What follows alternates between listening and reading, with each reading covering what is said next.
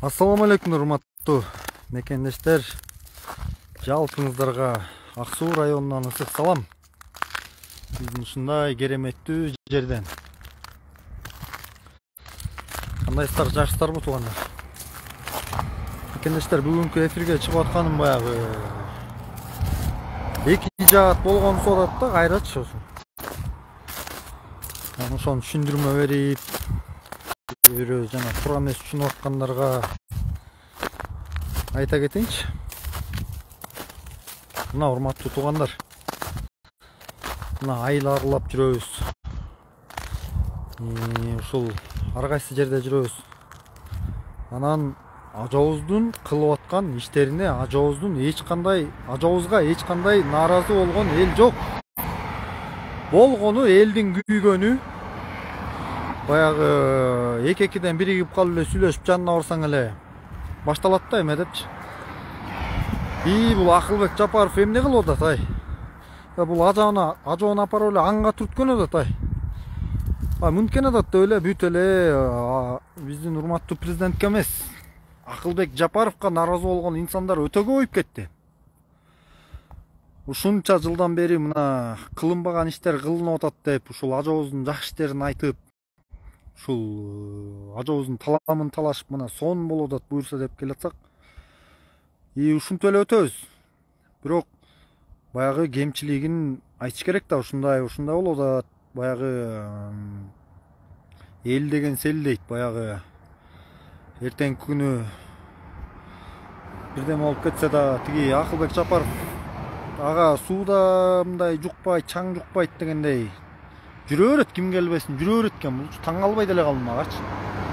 Просто жөнү жок ажообуздун атын булгап каралап койбосун деген эле ой максатта баягы жанында жүргөн инсандар жеткирбей коюп атабы, может быть. Мен деле ишенем, ажообуз ким эмне кылып атканын билет, түшүнөт. Даже керек болсо мен эмне кылып атканыман өйдө билет болуш керек. Бияктан эч кандай ажообузга каршы чыккан жерибиз жок. Биздин болгону Акылбек Усонбекович деле кетиш керек ал инсанчы. Анан айтып атат, кээ бир нерселер туура, ал айтып аткан нерселерге, мисалы Акылбек Жапаров айтып атат, тиги бул депчи. Кээ биркилери туура эле, мисалчы. Бирок эрте да бизге азыр. Биз азыр уурдалган, тонолгон 30 жылдык тарыхыбыздагы тонолуп калган ушул мына азыртадан эмгектеп баштадык да, ушул дагы жакшы. Ушул президент келгенден бери бир топ нерселерди оңдоп, Садыр Кожоевич келгенден бери мындай оңолуп, түзөлүп, эптеп, мындай эмгектеп баштадык да. Чачырап жогололу деп калбадык беле.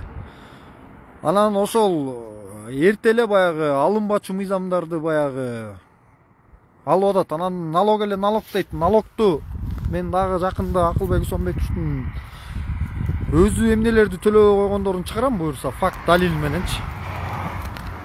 Анан көрөсүңөр, ошол биринчи байлардан баштасын төлөбөй койгонду. Жанагы налогтордун баарын чартаңдатпай, тууган урук, куда сөөк кылбай, ошол өзүнүн туугандарынан баштасын. Өзүнөн биринчи баштасын налогту. Анан баягы айтып атат, эме катализатору жок машиналар депчи. Айылдан келген машиналар кирбесин деп. Туугандар, ошол эле сөз элге кандай тиет? Эмне биз жөн эле ушундай бир Швейцарияда жашап, Германияга окшо өнүккөн мамлекетте жашап, жөн эле кайсы машинанын короодо 3-4 машина токтоп туруп, анан ошонун катализатору жогун айдап чыксак мейли эле. Карапайым эл деген могул жерден картошкасын сатат, буудайын сатат, жайлата, дыйкандар эмгегин кылып, анан күзүндө эптеп баары эле мурун ат менен болчу, ат араба менен. Азыр эптеп элден калбайын деп эле бири-биринин машинасын алып эле ушинтип келатпайбызбы? Кымбат баалуу машиналарды биз деле катализатору менен машина айдагыбыз келет, бирок тилекке каршы ал кымбат болуп атпайбы? Туугандар, аны ойлонбой туруп же ойлонуп туруп атайын нааразы кылыш үчүн айттым бул нерсени. Мындан баарын күтсөң болот турбайбы? Или билбейм кандай максатта айтты бул нерсени, бирок көбүнчө эл ушуга деле тарына түштү Акылбек Жапаровгачы. Эми айылдан келаткандар калгыла, анан мындай кылгыла, автобус менен киресиң деп. Болуп отурчу нерселерди сүйлөшпөйбү, мисалчы. Болбочу нерселерди. Анан ичип аткан сууга дейт. Мисалы свет маселесинде туура эле. Бул ар жакта көп болсо 23 тыйын экен. Ал бир сомдон биздики эле эмес, баягы свет көбүнчө бизге энергетика жагы биздин мамлекетти карызга отурат турбайбы? Анын көтөрүлгөнү туура эле. Мейли ал 1 сомдон эчтеке болбойт. Мисалы тамеки жеп арак деле ичип атабыз. Мындай айткандачы чын-чынын алганда. Анан баягы сен эмне бузулуп кеттиң, сен эмне болуп баратасың дегендерге жооп берип коеюн туугандар. Дагы бир сирөө баса белгилеп. Ушул биздин урматтуу президентибизди мен бир нерсе мына Аллах таалам турат, куттуу жерде турам, бир нерсе үмүт өтүп, ал кишиден мага эчтеке кереги жок. Ишенесиңерби? Эчтеке кереги жок. Ал кишинин мага аманчылыгы эле керек. Оңдойт, түздөйт, ооба. Мен жагалданып, же болбосо бир нерсе үмүт өтүп, бир кызматка барып калайын или бир нерсе акча үмүт өтүп калайын деген жерим жок. Болгону ушул мекенибиз өнүгүп өссө экен. Анан беркилер жардан учур үйбесе экен деген эле максатта чыгып, баягы ичиң күйүп кетет экен. Эми баягы улуу сөздө уят жок дечү эле жана кээде мындай 2-2ден кече айылдан өтүп баратып ичим күйүп кеткени. Эми тамаша чынга салып айтып атышат. Эмне жакында төшөк маселесине дагы эме налог салынат бекен депчи. Анан баардыгы келип отуруп эле азырынча Акылбек Жапаровду жаман көрүп атышат. Анан кийинчерээк ой бул ажоо деле мынтпай калды, тинтпей калды дебесин деп туруп, ошол чыгып айтып аткан себебим ушул. Могу кадрларыңызга нааразычылыктар көп деп. Мисалы айыл чарба министрине Данияр Жаныкулов келсе болбойбу? Өлө болот да. Сонун болот. Эми ажоомдун саясатын колдойбуз. Ал киши деле баягы ойлонуп кылып атат болуш керек. Анан баягы биз эми эл экенбиз. Кээ бирөөсүн түшүнсөк, кээ бирөөсүн түшүнбөй айта берет экенбиз. Балким ал билип эле атайын бир өзүнүн планы бардыр. Ал кишинин саясатына каршы чыккан жерибиз жок. Просто эле минус болуп калбаса экен деген эле тилекте чыгып айтып ушул кадрлар сизди уят кылып атат деп максатта эле чыгып айткан болчумун.